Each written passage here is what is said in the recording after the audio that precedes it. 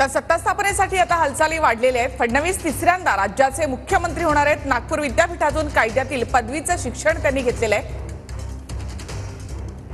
वयाच्या 22व्या वर्षी नागपूर महापालिकेमध्ये नगरसेवक पदी ते आलेले होते।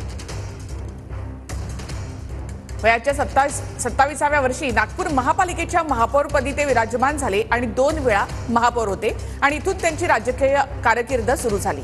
1999 पासून आतापर्यंत विधिमंडळामध्ये आमदार म्हणून त्यांनी काम केलेलं आहे। तर 2013 मध्ये भाजपच्या महाराष्ट्र प्रदेशाध्यक्षपदी त्यांची नियुक्ती करण्यात आली।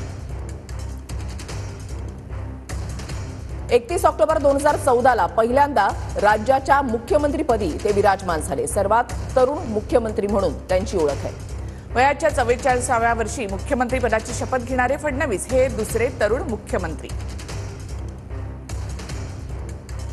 2019 मध्ये पहाटे शपथ घेत 1.5 दिवस मुख्यमंत्री पदावर ते होते।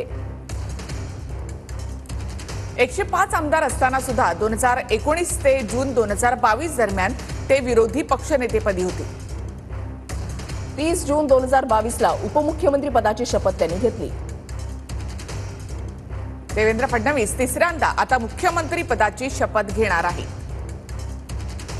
पहिली बैठक झाली, आता पुन्हा उद्या बैठक होईल आणि त्यातून निर्णय होईल महायुतीचा मुख्यमंत्री आणि महायुतीची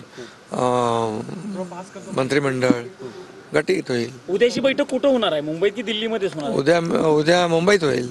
म्हणजे दिल्लीतली बैठक संपली म्हणायचं आजच्या? नाही, असं काय संपवत आहे कशाला, पण बैठक सकारात्मक झाली। आज अमित भाई आणि JP नड्डा साहेबांच्या बरोबर चर्चा झाली आणि आम्ही तिघही होतो। मी होतो, देवेंद्रजी होते, अजितदादा होते। बैठक अतिशय सकारात्मक झालेली आहे आणि पुन्हा उद्याही बैठक होईल। आजच्या बैठकीत साधारणतः चर्चा काय झाली? म्हणजे चर्चा तुम्हाला सगळी कशी काय, तुम्हाला आमची भूमिका काल मी जाहीर केली की महायुतीच्या मुख्यमंत्री पदाच्या उमेदवाराला शिवसेनेचा पाठिंबा कालच मी दिलेला आहे, त्यामुळे तो डेडलॉक संपलेला आहे। नाही, आता ते त्यांचं विधानमंडळाचं नेता निवडीची बैठक होईल ना, त्यानंतर पुढची।